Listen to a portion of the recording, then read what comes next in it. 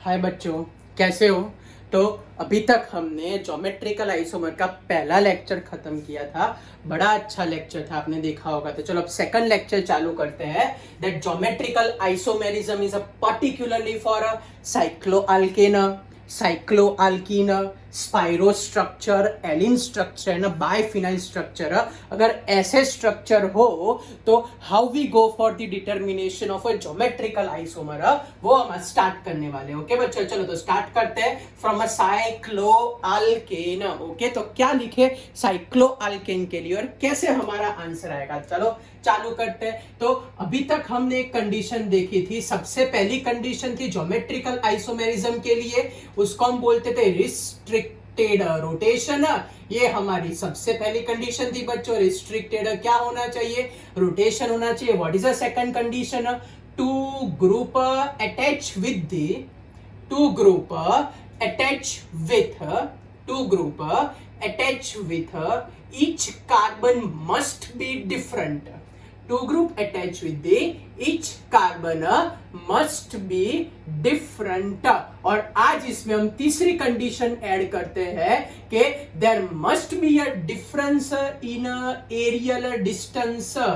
There must be a difference in which distance, there must be a difference in aerial distance. तो for today's lecture ये aerial distance समझना आपके लिए बड़ा important है। Okay, तो now we start with the cycloalkane. तो suppose we take the first example. In case of a cycloalkane is 1,2-dimethyl cyclopropane, one two dimethyl cyclopropane. तो ये 1,2-डाइमिथाइल साइक्लोप्रोपेन का अगर हमको डायग्राम ड्रॉ करना हो तो फर्स्ट एंड सेकंड पोजीशन आप लोग कोई भी कंसीडर कर सकते हो। तो ये हमारे पास आई फर्स्ट पोजीशन, ये हमारे पास आई सेकंड पोजीशन। यहाँ हम कंसीडर करते हैं CH3 ग्रुप, यहाँ पे भी लगा देते हैं CH3 ग्रुप। फिर एग्जैक्ट पीछे हम लगा देते हैं H, एग्जैक्ट यहाँ पीछे लगा देते हैं हम H। आधे बोलेंगे सर ये आपने क्या ड्रॉ किया, या जिसके लिए नया है वो सुन लो, इसको बोलते हैं वेज डैश स्ट्रक्चर। कौन से structure, wedge dash structure. Wedge, ये जो डार्क डार्क इंडिकेट किया उसको वेज बोलते हैं, और जो डैश डैश इंडिकेट किया उसको डैश बोलते हैं। तो वेज का मतलब होता है टूवर्ड्स यू मीन्स प्लेन के बाहर की साइड आ रहा हो। जैसे कि ये मेरा प्लेन और ये बाहर की साइड आ रहा हो तो उसके लिए वेज यूज किया। डैश का मतलब प्लेन के पीछे जा रहा हो। जैसे कि समझ लो कि मैं प्लेन हूं, मेरे आगे जा रहा हो उसको वेज से इंडिकेट करें, मेरे पीछे जा रहा हो उसको डैश से इंडिकेट करते हैं। ओके, तो in this case we observe that a same group are present on a same side, तो इसको सिस बोलते हैं। दूसरा एक एग्जांपल लेते हैं, इसका अगर ट्रांस आइसोमर ड्रॉ करना हो तो how we draw it's a trans isomer. तो ट्रांस आइसोमर ड्रॉ करने के लिए एक वेज वाले को हम ऊपर ले जाते हैं CH3 और डैश डैश डैश करके H को नीचे ला देते हैं, बाकी दूसरा तो एज इट इज ही रखते हैं। So by this way in this case we obtain which type of isomerism, trans isomerism. लेकिन हर बार ऐसा वेज डैश बताना इंपॉर्टेंट नहीं है, तो आपको बहुत सिंपलेस्ट वे समझाने का, इसको आप लोग ऐसे भी कर सकते हो, कोई मार्क्स नहीं काटेगा, और ऐसे ही आपको एक्सप्लेन करना है। तो वेज डैश समझाना हो तो आप लोग ऐसा समझो कि ये मेरे पास है CH3 ग्रुप, ये CH3 ग्रुप, फिर ये H ग्रुप और ये H ग्रुप, ये मेरे पास आया सिस आइसोमेरिज्म। और अगर इसका ट्रांस आइसोमर ड्रॉ करना हो तो मैं क्या करूंगा, तो CH3 एंड H फिक्स कर दूंगा, एक CH3 ऊपर और एक H नीचे, ये बन जाएगा ट्रांस। तो आपको ये वाले स्ट्रक्चर फॉलो करने। फिर से बोल रहा हूं, वेज का मतलब प्लेन के आउटसाइड, डैश का मतलब बिहाइंड द प्लेन। डैश का मतलब क्या होगा, बिहाइंड द प्लेन। वैसे हम लोग कर सकते हैं। चलो क्लियर हुआ, कोई डाउट है। चलो दूसरे 5-6 एग्जांपल लेते हैं। हाँ, ये एरियल डिस्टेंस की बात कर रहा था, और एरियल डिस्टेंस में ऐसे समझाऊंगा, ध्यान रखना कि समझ लो कि ये मेरे पास CH3 है, ये CH3 जो सिस अरेंजमेंट में समझ लो कि वो वाला डिस्टेंस x है मेरे पास। अब यहाँ पे ये CH3 एग्जैक्ट ऑपोजिट है, तो ये मेरे पास डिस्टेंस है y in case of a trans. So in case of a cyclic structure, distance between a cis isomerism methyl group and trans isomerism हमको दिख रहा है कि वो थोड़ा डिफरेंट है. ये थोड़ा छोटा है, बड़ा डिस्टेंस दिख रहा है. तो ये क्या इंडिकेट कर रहा है कि in this case x not equals to y.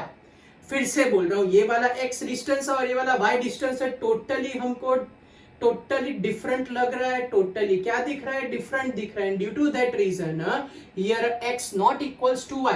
तो साइक्लिक स्ट्रक्चर में दूसरी भी आइडेंटिटी है कि अगर वो वाला डिस्टेंस नॉट इक्वल होता हो, so they also shows a GI centre means geometrical isomerism centre. फिर से दो ग्रुप के बीच में डिस्टेंस सिस और ट्रांस में अगर अलग अलग दिख रहा हो तो उसके अंदर भी आपको क्या दिखेगा? ज्योमेट्रिकल आइसोमेरिज्म दिख सकता है. तो ये एरियल डिस्टेंस से भी आप लोग आंसर ला सकते हो. आगे हमारे लिए बहुत काम का रहेगा. ओके, चलो कुछ पूछना है इसमें. अब आगे बढ़ते हैं इसके अंदर.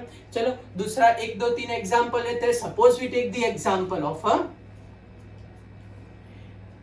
suppose we take the example of a 1,2-dibromo. We take the example of a 1,2-dibromocyclobutane. या तो suppose we take the example of a 1,3-dimethyl-cyclobutane. 1,3-dimethyl-cyclobutane. या तो suppose we take the example of a 1,1,2 trimethyl cyclobutane. तो इन सब के अंदर हम हमारा आंसर कैसे लिखे? तो थोड़ा ध्यान रखना आप लोग, यहाँ आंसर हम कैसे लिख पाएंगे. चलो साइक्लोब्यूटेन, तो ये हम ड्रॉ कर देते हैं. साइक्लोब्यूटेन की ज्योमेट्री है हमारे पास आया साइक्लोब्यूटेन.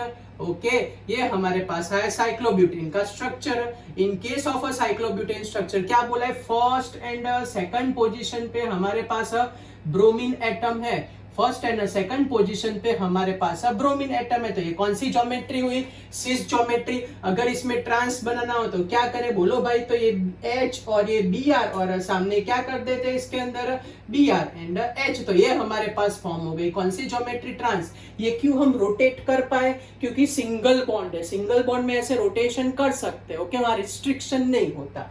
ओके, चलो कोई डाउट है? ये पता चला ये H और Br कैसे हमने शिफ्टिंग किए. ओके, चलो कुछ पूछना है आपको? ओके, चलो आगे बढ़ते हैं. इसके अंदर 1,2-डाइमिथाइल की बात करें, 1,2-डाइमिथाइल साइक्लोब्यूटेन. तो ये 1,2-डाइमिथाइल साइक्लोब्यूटेन, ये 1 ये 3, ये CH3 और ये H, ये CH3 और ये H. Similar way XX distance. Okay, और यहाँ दूसरा एग्जांपल लेते हैं. इसके अंदर भी अगर ध्यान से चेक करने जाओ तो ये हो जाएगा CH3 और यहाँ ऊपर लगा देते हैं CH3 एंड H. तो एक्सेस के कंपेयर में XY डिस्टेंस अलग हो गया. तो obviously it shows which type of isomerism? Geometrical isomerism. Okay, तो इसको बोल देते हैं हम सिस, इसको बोल देते हैं हम ट्रांस. चलो नेक्स्ट वाला क्वेश्चन है 1,2-1,1,2. ओके, तो ये हमारे पास एग्जांपल है 1,1,2 ट्राइमिथाइल. ओके, तो हमारे पास फर्स्ट सेकंड पे 1 पे 2 हमारे पास मिथाइल ग्रुप है और यहाँ पे भी हमारे पास मिथाइल ग्रुप है. ओके, चलो एक डायग्राम ड्रॉ किया. अब दूसरा डायग्राम ड्रॉ कर देते हैं. वैसे तो आप लोग बोल दोगे सर ये नहीं चल सकता. क्यों? एक ही पोजीशन पे दो सेम ग्रुप होते तो वो पॉसिबल नहीं होते भाई. तो चलो यहाँ पे एक, ये 2, ये CH3 तो सेम रहेगा. यहाँ पे CH3 और H, तो अगर ध्यान से देखने जाए तो 2 CH3 के बीच में डिस्टेंस x है. यहाँ पे भी 2 CH3 के बीच में डिस्टेंस है. इसे डॉट नहीं होने का सर, ये नहीं ग्रुप देखने के. वैसे भी आंसर तो पता ही था कि यहाँ पे x एंड y डिस्टेंस तो हमारे पास क्या आया? सेम. तो ये ज्योमेट्रिकल आइसोमेरिज्म ऑब्जर्व नहीं कर सकता. तो बच्चों पता चला साइक्लो अल्केन के अंदर हमारे पास क्या कंडीशन आई? तो साइक्लो अल्केन में कंडीशन आई कि एरियल डिस्टेंस डिफरेंस होना चाहिए. दूसरी कंडीशन अल्केन है. अल्केन तो रिंग, ये जो खुद रिंग है अल्केन की, वो कब GI सेंटर बनेगी? मींस ज्योमेट्रिकल आइसोमेरिज्म सेंटर कब बनेगी? तो जब उसके साथ अटैच हुए सारे के सारे ग्रुप कौन से हाइब्रिडाइजेशन वाले हो? sp3 हाइब्रिडाइजेशन वाले हो तभी. फिर से क्या क्या होना चाहिए, एक तो एरियल डिस्टेंस का डिफरेंस होना चाहिए, second condition any group attach with directly attach with the cyclic alkane having sp3 hybridisation, तभी जीआई सेंटर पॉसिबल है, वरना पॉसिबल नहीं होता। चलो एक एग्जांपल लेते हैं, आप लोग इसमें सोच के बताना कि भाई इसमें जीआई सेंटर पॉसिबल है कि नहीं है। मैं यहाँ पे 2 एग्जांपल लिख रहा हूं, आप लोग उस पर से आंसर बता सकते हो। ओके चलो तो डायग्राम ड्रॉ कर देते हैं। सो ये डायग्राम में आप लोगों को आइडेंटिफाई करना है कि जीआई सेंटर में ज्योमेट्रिकल आइसोमेरिज्म का सेंटर इसमें अवेलेबल हो सकता है कि नहीं हो सकता और क्यों नहीं हो सकता। ओके चलो तो पहले तो ये सिंपल ये समझा लो आप लोग मेरे को। चलो फिर दूसरा एग्जांपल लिखते हैं यहाँ पे, ये हमारे पास है दूसरा एग्जांपल उसी के जैसा। यहाँ पे मैं CH3 लगा देता हूँ, सपोज यहाँ पे मैं डबल बॉन्ड CH2 रख देता हूँ। चलो दूसरा एक एग्जांपल लेते हैं। सो इन अनदर एग्जांपल ये सेम टाइप की पैटर्न ड्रॉ करते हैं। समझ लो कि मेरे पास यहाँ पे CH3 है, समझ लो कि मेरे पास यहाँ पे डबल बॉन्ड करके CH एंड CH3 है। ओके चलो बोलो, in which case you observe geometrical isomerism. बहुत एक्यूरेटली सोच समझ के मेरे को आंसर बताना आप लोग। ओके चलो स्टार्ट करें, स्टार्ट। चलो पहले में yes condition both substituent of a cycloalkane having which hybridization sp3 hybridization this ring become a GI center। क्या बन गई भाई ये GI सेंटर। चलो यहाँ पे दोनों सब्स्टिट्यूएंट को चेक करो, ये सब्स्टिट्यूएंट है sp3, ये सब्स्टिट्यूएंट कौन सा है sp2। तो इन दिस केस ये पॉसिबल नहीं है बिकॉज GI सेंटर में sp2 हाइब्रिडाइजेशन नहीं होना चाहिए। चलो पता चला आपको, कोई डाउट। चलो नेक्स्ट वाला क्वेश्चन है, क्या दिख रहा है यहाँ पे CH3 दिख रहा है। ओके यहाँ क्या दिख रहा है, डबल बॉन्ड, तो ये sp3 और ये कौन सा है sp2 है। तो कहने का मतलब ring not having geometrical isomerism centre. चलो बच्चों क्लियर हुआ। तो साइक्लोअल्केन पर से आपको क्या इंफॉर्मेशन मिली, एरियल डिस्टेंस होना चाहिए। दूसरी इंफॉर्मेशन आपको क्या मिली, तो दूसरी इंफॉर्मेशन हमको ये मिली कि इसके अंदर जितने भी सब्स्टिट्यूएंट होते हैं वो कंपलसरी sp3 होने चाहिए। अगर भूल में से sp2 आ गया, अगर भूल में से क्या आ गया sp2 आ गया तो वो रिंग एलिजिबल नहीं होगी जीआई सेंटर के लिए। चलो क्लियर, कुछ पूछना है आपको, कोई डाउट। अब साइड चेन तो चेक करो भाई, ये तो आपने रिंग की बात की ना, अब साइड चेन जो प्रीवियस लेक्चर में करा था वो तो चेक करना पड़ेगा। चलो साइड चेन, यहाँ साइड चेन में क्या है, डबल बॉन्ड CH2। ओके तो ये कार्बन के साथ दोनों ग्रुप सेम है, तो चलो साइड चेन भी जीआई सेंटर नहीं होगी। चलो इसमें साइड चेन चेक करते हैं, ये साइड चेन में ऐसा है, डबल बॉन्ड करके C, फिर उसके साथ एक H, उसके साथ CH3, फिर ये नीचे देखने जाए तो ये करके, फिर ये करके, ये करके ये ग्रुप है और उस पे ऊपर भी एक ऐसा ग्रुप है। तो कहने का मतलब ये वाला सेंटर बन जाएगा। ये तो सिर्फ समझाने के लिए कि जीआई सेंटर बनता है कि नहीं बनता। चलो फिर से बोल रहा हूँ, ओके समझ लो। एक बार आपने रिंग का डिसीजन ले लिया, क्या डिसीजन लिया कि if both substituent attach with the ring having sp3 hybridisation, having sp3 hybridisation, तो उसमें जीआई सेंटर है।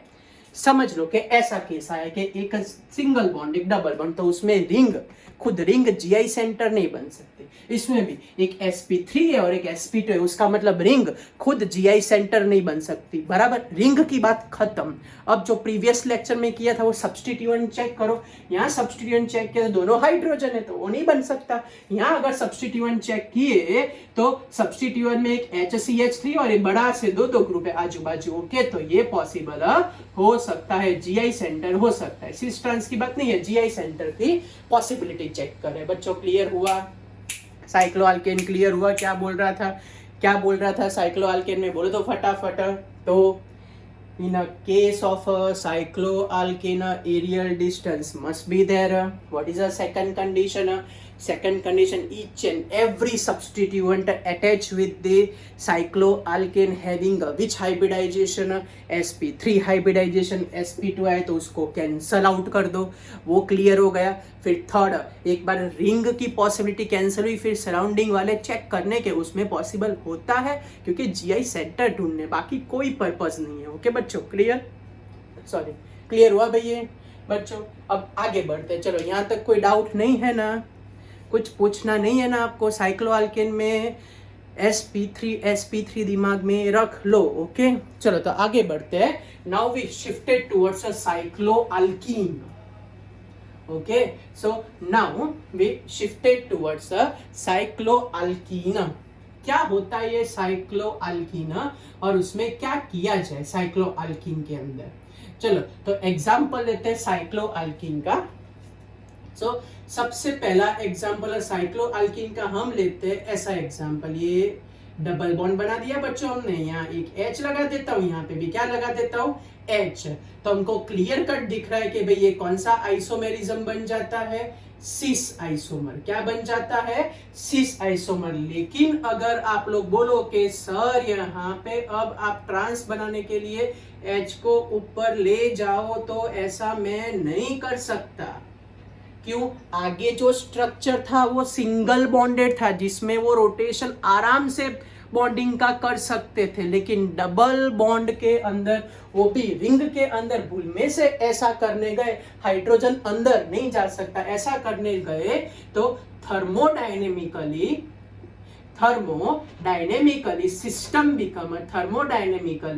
system become unstable. Thermodynamically system become unstable. तो साइक्लोअल्कीन में ये याद रखना है कि अगर number of carbon less than equals to 7 रहा, so in case of less than equals to 7 only cis is possible. सिर्फ लेस देन इक्वल टू 7 तक सिर्फ क्या पॉसिबल होता है? Only cis is. फिर से बोल रहे हैं, हाइड्रोजन ऐसे शिफ्ट नहीं कर सकते डबल बॉन्ड साइक्लिक के अंदर. ओके वो रिस्ट्रिक्ट हो जाता है, वो करने जाए तो हाईएस्ट एनर्जी चाहिए. थर्मोडायनेमिकली बच्चों बन जाता है highly unstable, and due to that reason here up to 7 carbon ये सब कुछ दिखता है. तो only cis is possible. Trans is not possible due to thermodynamically unstable. Trans is not possible due to thermodynamic instability. Due to the thermodynamic instability, trans वहां पे exist नहीं कर सकता बच्चों. चलो यहाँ तक क्लियर हुआ. अब जब मोर देन 7 कार्बन हो तो क्या? चलो तो मोर देन 7 कार्बन का एग्जांपल लेते हैं. तो हमको अगर मोर देन 7 कार्बन बोला हो तो 8 कार्बन से स्टार्टिंग करते हैं. तो now in case of a cycloalkene number of carbon is 8 और मोर देन 8, और हमको डबल बॉन्ड रोटेशन की फ्रीडम भी दे. कहने का मतलब समझ लो कि ये मैं ड्रॉ कर रहा हूं, number of carbon is more than 8. Okay ये हमारे पास आए number of carbon more than 8 है ना डबल बॉन्ड, ये पहली कंडीशन. और इसमें अगर हमको डबल बॉन्ड रोटेशन की फ्रीडम मिल जाए तो with double bond rotation freedom अगर हमको सिस ड्रॉ करना हो तो मैं सिस ड्रॉ कर सकता हूं इसके अंदर. बच्चों देखो मैं एक समझा देता हूं, बाकी सब में आप लोग याद रखना. ओके मैं इसको यहाँ ड्रॉ करता हूँ. चलो बच्चों तो अब अगर इसको देखने जाए तो आपको क्लियर कट आंसर मिलेगा. देखो तो ये एक H नीचे, एक H ऊपर, ये ग्रुप और ये ग्रुप है. तो ये हमारे पास क्या आया? ई नोमेनक्लेचर. ओके समझ में आया. तो लास्ट वाले लेक्चर मैंने एक ई एंड जेड में मिस्टेक की थी, आप सबने फाइंड की थी. वेरी गुड बच्चों, ऐसे ही एक्टिव रहना आप लोगों के. चलो इसके अंदर देखने जाए तो दोनों के दोनों ग्रुप सेम साइड प्रेजेंट है. दोनों के दोनों ग्रुप क्या है? सेम साइड प्रेजेंट है. सेम साइड वाले को क्या बोला जाता है? जेड बोला जाता है, सिस बोला जाता है. चलो टप्पी पड़ी बच्चों आपको? कोई डाउट है तो अगर नंबर ऑफ रिंग अगर 8 या तो 8 से ज्यादा कार्बन होते हैं तो उसके अंदर सीस, ये ट्रांस एनर्सिस पॉसिबल हो सकता है, और ये एक्सपेरिमेंटली होता है। बच्चों केमिस्ट्री बड़ा सब्जेक्ट है, ओके, तो इसमें आप लोग हर एक में डेप्थ में मत जाओ, जितने एग्जाम्पल हो गए मैं आपको करा रहा हूँ, बाकी तो एक्सपेरिमेंटल अनलिमिटेड बड़ा सब्जेक्ट है। तो आप लोग क्या करो, मैं जितना बोलूँ कि हाँ इसमें हो सकता है तो ओके, याद रखो कि भाई 8 कार्बन से चालू होता है सिस ट्रांस, तो होता है। हर एक में मैं दो अब ड्रॉ नहीं करूंगा, ओके। आप लोग खुद जाके प्रैक्टिस करो, सर ये नहीं होता वो नहीं होता, वो टेंशन छोड़ दो बच्चों। जितने एग्जाम्पल हो गए मैक्सिमम कर, आपको ट्राई करना तो कोई प्रॉब्लम नहीं है, लेकिन ये अनलिमिटेड जैसा हो जाएगा बच्चों, ओके।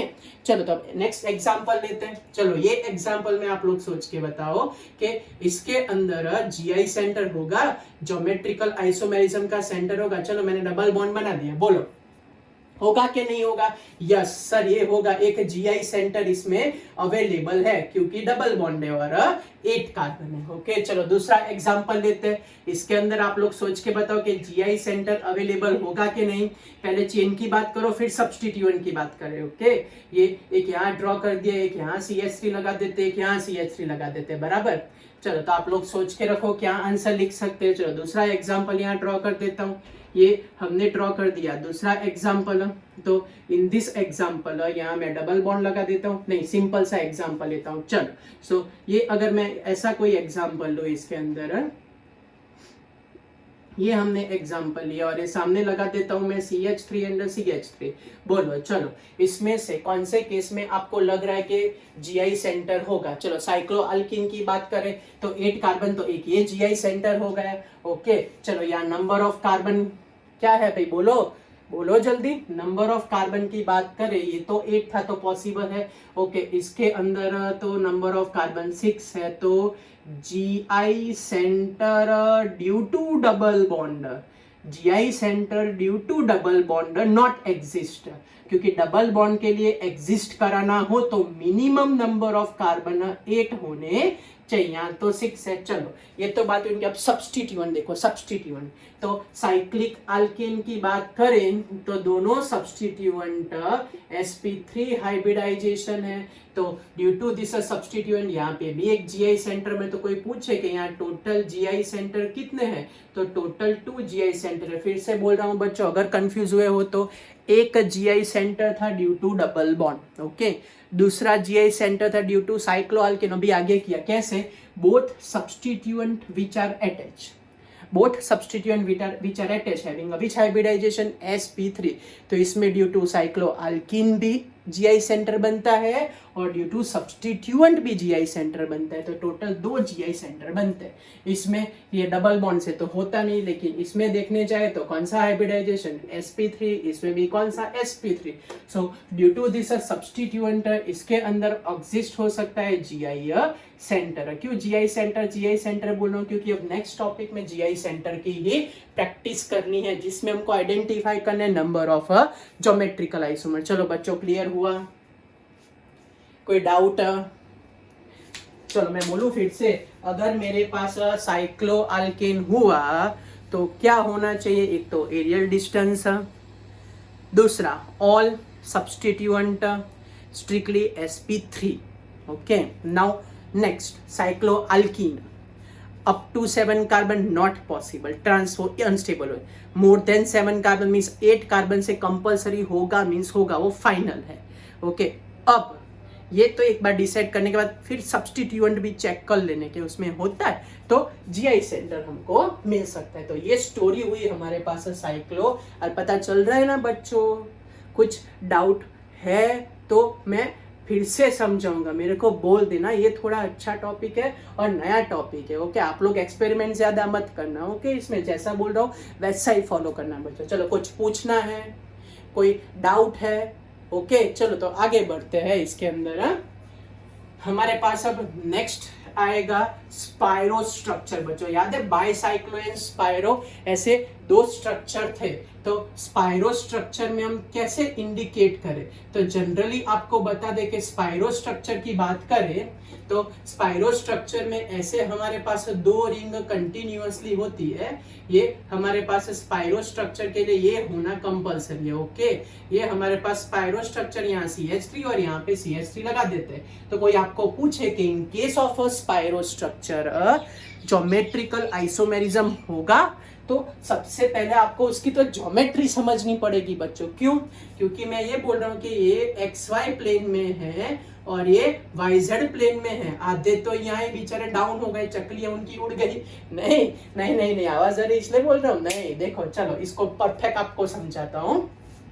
तो ऐसे ये हमारे पास पहला XY प्लेन वाला स्पाइरो, ये हमारे पास है दूसरा XY प्लेन वाला स्पाइरो स्ट्रक्चर। तो ये हमारे पास स्पाइरो स्ट्रक्चर है। सब समझ में आया कैसे ड्रॉ कर रहा हूं? ये हमारे पास है CH3 ग्रुप और ये हमारे पास है CH3 ग्रुप। तो ये बच्चों ये ऐसे है, ऐसे, और एक दूसरा ऐसे चिपका हुआ है, ऐसे। फिर से ये ऐसे है और दूसरा ऐसे चिपका हुआ है, वर्टिकल चिपका हुआ है। ओके, तो कहने का मतलब इसका प्लेन हो जाता है XY प्लेन, इसका प्लेन हो जाता है YZ प्लेन। ओके, चलो तो मैं आपको ये डायग्राम से भी समझा देता हूँ। चलो मैंने बना के रखा है। ये मेरे पास है नहीं, ये वाला ऐसा प्लेन है, ऐसा, और दूसरा वो एग्जैक्ट ऐसा प्लेन है बच्चों, ऐसा। टप्पी पड़ी क्या बोल रहा हूँ? तो एक ऐसा प्लेन है, दूसरा ऐसा प्लेन है, एग्जैक्ट देखा आपने, परपेंडिकुलर है। टप्पी पड़ी आपको मैं क्या बोल रहा हूँ? ओके, तो ये इस तरीके से इनकी अरेंजमेंट है इन case of a spiro structure. तो स्पाइरो स्ट्रक्चर में क्या होता है कि ये दो फंक्शनल ग्रुप है और ये फंक्शनल ग्रुप, तो उनसे एरियल डिस्टेंस सेम रहता है। फिर से यहाँ जो हाइट CH3 और HH है और ये वाला ग्रुप है, उससे एग्जैक्ट डिस्टेंस सेम रहता है। तो मैं क्या इशारे कर रहा हूँ, ना समझ में तो चलो मैं परफेक्ट दूसरा एग्जांपल, इस वाले को आप लोग ऐसे एज्यूम करो। ये जो वर्टिकल मैंने ड्रॉ किया वो ये वाला है। ओके, उसका सब्स्टिट्यूट मैं बना रहा हूँ यहाँ पे समझ लो एक छोटा सा बच्चा है, C मीन्स चाइल्ड है। ओके, ये वाला ग्रुप ये रहा, यहाँ H है पीछे, तो मैं H को भी यहाँ बता देता हूँ। और ये समझ लो कि ये बच्चे को यहाँ उसके दिख रहे हैं मम्मी और पापा। ये समझ लो कि A और ये हमारे पास B है बच्चों। चलो इसको मैंने ऐसे समझाया, ये क्लियर हो? ये वाला ये उसका ग्रुप है और ये बाकी का CH3 और H। यहां तक क्लियर हुआ बच्चों? ऐसे ऐसे ऐसे ऐसे, पता चला कैसे? अब C के रिस्पेक्ट में A का डिस्टेंस चेक करो कि C के रिस्पेक्ट में B का डिस्टेंस चेक करो। दोनों डिस्टेंस हो गए तो क्या सेम टू सेम। फिर से बोल रहा हूँ, C के रिस्पेक्ट में A का डिस्टेंस चेक करो, C के रिस्पेक्ट में B का डिस्टेंस चेक करो, क्या हो जाएगा? सेम हो जाएगा। अगर मैं इसको मोड़ के ऐसे ले जाऊं, ये H और A कर दूं, चलो तो B को यहाँ ऊपर ले जाते हैं और A को यहाँ नीचे ले जाते हैं, तो भी अगर देखो तो बच्चे से मम्मी और पापा का डिस्टेंस तो क्या रह रहा है? सेम रहे। बच्चों समझ में आ रहा है क्या बोल रहा हूँ? पता चल रहा है क्या बोल रहा हूँ? ये एक ऐसी अरेंजमेंट थी, ये एक ऐसी अरेंजमेंट थी और ये एक ऐसी अरेंजमेंट थी इन दोनों की। इनको हमने ऐसे लिखा तो दो ग्रुप यहाँ अटैच है, A एंड B, और एक ग्रुप यहाँ CH3 पीछे, यहाँ पीछे की साइड अटैच है। तो अगर उससे मैं डिस्टेंस चेक करने जाऊं तो A और B का डिस्टेंस सेम आ रहा है, B और A का डिस्टेंस भी क्या हो रहा है? सेम हो रहा है। तो अगर स्पाइरो स्ट्रक्चर ऐसे अरेंज होते हो तो उसमें ये जो x डिस्टेंस हमने बोला और जो y डिस्टेंस है उनके बीच में एग्जैक्ट क्या हो रहा है बच्चों? सेम हो रहा है। चलो लास्ट टाइम फिर से एक्सप्लेन कर देता हूँ। ये x y z क्यों हमने प्लेन अलग कर दिया, इसमें तो पता नहीं है। 3D डायग्राम में ऐसा है, एक ऐसा है, ये x y और ये y z प्लेन। इसको समझाने के लिए डिस्टेंस सेम है, ये ऊपर से मैं यहाँ दोनों देखूँ तो सेम ही दिखता है। कैसे? ऐसे मैंने समझाया। ये ऊपर वाला CH3 बराबर, ये बच्चा है, ये उसके मम्मी पापा ऐसे है। तो उसके कंपेयर में B, उसके कंपेयर में A, सेम डिस्टेंस पे A B रोटेट करो तो भी डिस्टेंस तो क्या रहेगा? सेम। तो इसमें रोटेशन करने पर, सिस्टेंस लाने पर एरियल डिस्टेंस में फर्क नहीं पड़ता।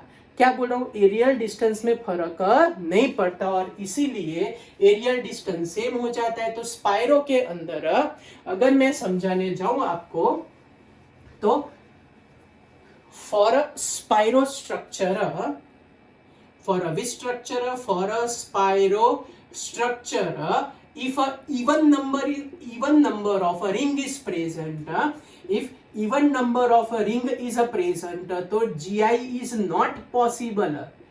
GI center is not possible. GI center is not possible.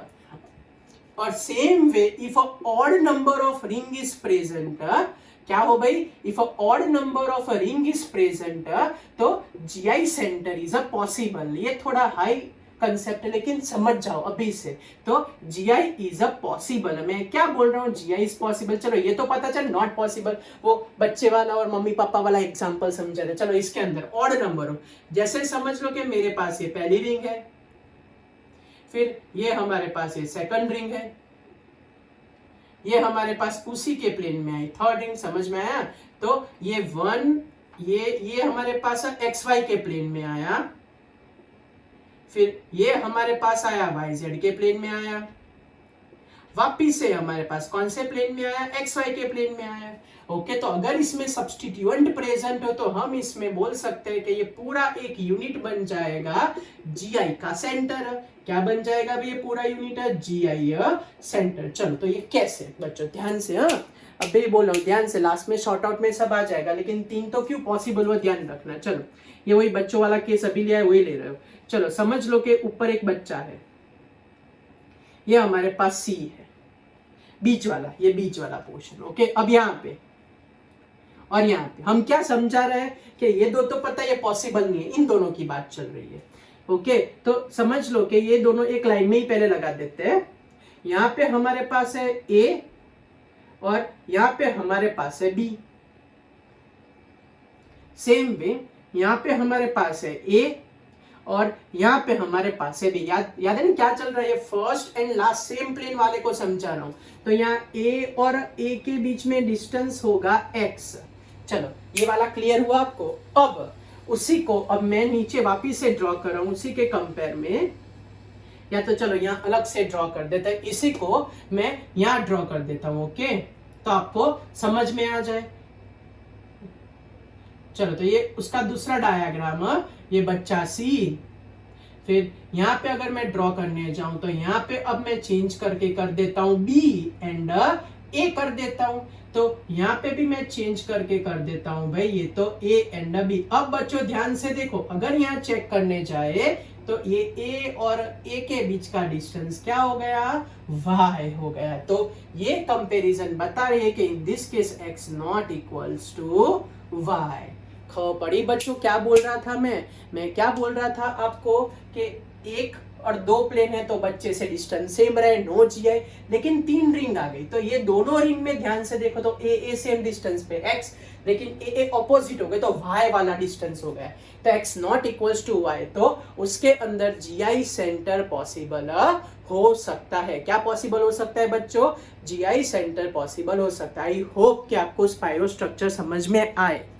क्यों 2 होते हो तो मना करते थे, क्योंकि बच्चे से माँ बाप का डिस्टेंस सेम है, उल्टा करो तो भी सेम होता है. लेकिन 3 रिंग बने तो x और y डिस्टेंस क्या हो जाता है, चेंज हो जाता है. तो इतना सब कुछ समझाने का एक सिंपल मतलब आपको बोल देता हूँ. स्पाइरो में even number no GI, spiro में odd number perfect GI is exist. Okay, चलो अब नेक्स्ट की ओर जाते हैं. मैंने ट्राई किया कि आपको परफेक्ट ये समझा पाऊं. ओके चलो नेक्स्ट वाला, next is a allene. What do you mean by allene structure. तो in case of a allene structure, so allene structure का मतलब होता है there is a presence of a consecutive double bond, continuous उसमें double bond present होने चाहिए. तो वो वाले स्ट्रक्चर को बोला जाता है एलीन स्ट्रक्चर बोला जाता है. तो ये हमारे पास आया एलीन स्ट्रक्चर. तो एलीन स्ट्रक्चर भी स्पाइरो जैसे ही बच्चों, हमने याद है अनसैचुरेशन इक्विवेलेंट किया था, उसमें क्या बोला था, अगर 2 आंसर आए उसका तो वो इंडिकेट करता है कि हमारे पास या तो 2 रिंग होगी या तो फिर हमारे पास 2 डबल बॉन्ड हो गए। ओके, तो ये इसका कंसेप्ट फिर से नहीं मैं समझा रहा, इसका कंसेप्ट स्पाइरो जैसा ही है, क्योंकि अगर डिटेल जानने जाओ एलिन के अंदर तो ये XY प्लेन में हो जाता है और ये वाला YZ प्लेन में हो जाता है। तो एलिन में भी same to same concept follow करना है स्पाइरो जैसा ही, कि इफ इन दिस केस अगर even number of a double bond हो तो नो GI सेंटर, क्या नहीं होता उसमें, GI सेंटर नहीं होता। And if it is a odd number of a double bond तो GI centre is a present. Okay, तो मेरे पास एक डायग्राम है, मैं आपको बताता हूं कि वो एलिन कैसा दिखता है एक्चुअली। ओके, तो देखो एलिन का स्ट्रक्चर देखना हो तो हमारे पास ऐसा है एलिन का स्ट्रक्चर। बच्चों देखो, ये हमारे पास एलिन का स्ट्रक्चर है। ओके, ये वाला प्लेन हमने अभी जो नहीं वर्टिकल बनाया था, याद है, चलो उसको उल्टा कि नहीं ऐसे ही समझते हैं। वो याद है स्पाइरो में हमने क्या बनाया था, स्पाइरो में हमने ऐसा करते एक ऐसा स्ट्रक्चर बनाया था, ऐसे चिपका हुआ, ये रहा वैसा स्ट्रक्चर, ये एलिन का। फिर एक दूसरा हमने ऐसा वर्टिकल करके ऐसा ड्रॉ कराया था, याद है, ये रहा, देखो पता चला। तो spiro and allene almost same है। ये है ना, ये वाले को हम YZ प्लेन बोल देते हैं, ये वाले को XY प्लेन बोल देते हैं। तो ये ऐसे ऊपर की साइड, तो यहां से चालू करके पापा ये बच्चे से लेके यहाँ तक और यहाँ तक का डिस्टेंस सेम है। इनको अगर रोटेट करेंगे तो भी डिस्टेंस तो क्या रहेगा बच्चों, दिख रहा है ना आपको मैं क्या बोल रहा हूँ, यहाँ से ऊपर से चालू करके यहाँ तक का डिस्टेंस और यहाँ तक का डिस्टेंस क्या रहेगा, सेम। रोटेट करने पर भी डिस्टेंस में फर्क नहीं आएगा। तो ये डिफरेंस होता है प्लेन का, ये XY का प्लेन और ये XY का प्लेन। पता चला, XY है ना YZ। तो एलिन में भी स्पाइरो जैसी अरेंजमेंट होती है, इसीलिए इवन नंबर हो तो नो GI और ऑड नंबर हो तो GI पॉसिबल। पता चला आपको स्ट्रक्चर। ये मैंने एक स्ट्रक्चर ढूंढ के निकाला था जो आपको बता रहा है कि एलिन में अरेंजमेंट कैसी है, स्पाइरो जैसी है। ओके बच्चों, कुछ पूछना है आपको यहाँ पे, कोई डाउट है तो डिस्टेंस का सब कुछ यहाँ पे खेल है। ओके चलो, तो अब आगे बढ़ते हैं नेक्स्ट वाला portion. And last portion is deals with the biphenyls. Last portion की बात करें तो लास्ट पोर्शन हमारे पास है रिलेटेड टू बाइफिनाइल्स। तो अगर मैं बाइफिनाइल स्ट्रक्चर का डिस्कशन करने जाऊं तो फॉर अ बाइफिनाइल है, तो biphenyl generally present in a one plane. Biphenyl की बात करें तो biphenyls are generally present in a one planar, क्योंकि बेंजीन रिंग या प्लेनर स्ट्रक्चर होता है। तो बाइफिनाइल जनरली होते हैं प्लेनर स्ट्रक्चर्स होते हैं। कौन से स्ट्रक्चर होते हैं, planar structure. Both are present in X and Y planar, same plane में। XY का मतलब they are present in which planar, same planar. Okay, but अगर इसके साथ सिस्टेंस के लिए बुल में से सब्स्टिट्यूएंट ऐड कर देते हैं तो क्या होगा, तो अगर बुल में से सब्स्टिट्यूएंट ऐड कर दिया, so in both the case there is a existence of repulsion and due to this repulsion structure is change. तो जैसे उनके बीच में रिपल्शन हुआ, ये प्लेन चेंज होके हो जाता है Y एंड Z प्लेन बन जाता है। जो XY था, जो XY वाला प्लेन था, वो XY वाला प्लेन चेंज होके अब बन जाता है Y एंड Z प्लेन बन जाता है। इस तरीके से बन जाता है। ओके, ऐसे ऐसे बीच में थोड़ी स्पेस बतानी पड़ेगी वरना स्पाइरो जैसा हो जाएगा। ओके, तो इसीलिए एक ये बन जाता है, एक वर्टिकल बन जाता है। तो अभी आगे जो कथा की वैसे डिस्टेंस सेम होता है। तो बाइफिनाइल्स के अंदर कभी भी GI एग्जिस्ट नहीं करेगा। तो देखो बच्चों, फिर से मैं बोल रहा हूं कि ये पूरा केमिस्ट्री का पोर्शन बड़ा एक्सपेरिमेंटल है, उसमें बने उतना नया आ सकता है। आपको दिमाग में हो सकता है सर ऐसा नहीं हो सकता, सर वैसा नहीं हो सकता, सर ऐसे नहीं बना सकते। तो आप लोग वो सब झमेले में मत पड़ो, क्योंकि नया नया आता रहेगा। मैंने क्या ट्राई किया है कि जितने आए उतने बड़े से बड़े एग्जाम्पल कवर कर दिए हैं, तो आपको कोई भी तकलीफ ना होता। एक्सपेरिमेंट पे मत जाना। ओके, तो अभी तक पूरे लेक्चर में क्या उसका शॉर्ट आउट लिख रहा हूँ, बने तो शॉर्ट आउट भी याद रख लेना, तो आपको ज्यादा टेंशन नहीं रहेगा। चलो, what is a short out of today's lecture. So today's lecture का शॉर्ट आउट, चलो सबसे पहला short out, in case of cycloalkane क्या होना चाहिए, तो each group compulsory attach with which hybridization, sp3 hybridization for existence of GI। ये पहली कंडीशन। चलो second condition for a cycloalkene, तो in case of a cycloalkene if number of carbon is less than or equals to 7, so no GI center is possible because of only and only cis is there. But if a number of carbon is 8 and more than 8, only at that time a GI center is exist. कौन exist करेगा भाई? GI center is exist. ये हुआ हमारा पहला वाला concept साइक्लोअल्कीन का। चलो नेक्स्ट वाला कंसेप्ट, फिर हमने स्पाइरो में क्या पढ़ा? तो स्पाइरो में हमने ऐसा रूल पढ़ा कि भाई if even number of a ring is there, तो उसमें डिस्टेंस सेम हो जाता है, x इक्वल्स टू y हो जाता है, and due to x equals to y no GI is exist. लेकिन अगर समझ लो कि ऑड नंबर ऑफ रिंग आ गई, ऑड नंबर ऑफ रिंग, तब हमने समझा डायग्राम से और सबसे वो बच्चे और माँ बाप के एग्जाम्पल पर से कि तब GI सेंटर पॉसिबल हो सकता है, GI सेंटर इज एग्जिस्ट। चलो फिर फोर्थ, फिर हमने पढ़ा एलिन्स के अंदर, तो क्या आएगा एलिन्स के अंदर? एलिन्स के अंदर भी सेम वे, अगर इवन डबल बॉन्ड होते हो, कैसे डबल बॉन्ड होते हो भाई? इवन डबल बॉन्ड होते हो, तो उसमें भी x इक्वल्स टू क्या हो जाता था? y हो जाता था, और वहां पे नो GI इज एग्जिस्ट। लेकिन अगर odd number of double bond हो, क्या हो भाई? Odd number of double bond present होते हो, तो x not equals to y हो जाता है, और वहां पे GI एग्जिस्ट कर सकता है, दोनों सेम होते थे। एंड लास्ट अगर मैं लिखने जाऊं तो बाइफिनाइल की बात करें, तो in case of a biphenyl structures there is a no GI, means geometrical isomerism उसमें पॉसिबल